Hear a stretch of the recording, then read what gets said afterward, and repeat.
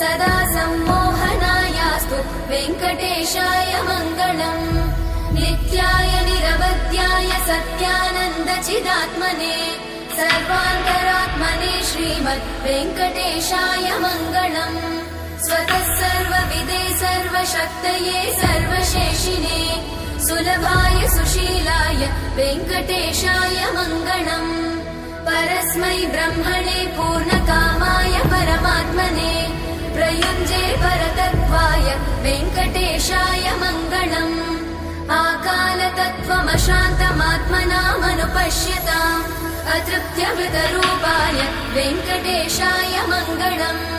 प्रायस्वचरणौ पुंसां शरण्यत्वेन पाणिना कृपया दिशते श्रीमद् वेङ्कटेशाय मङ्गलम्। दयामृततरङ्गिण्यास्तरङ्गैरिव शीतलैः अपाङ्गैः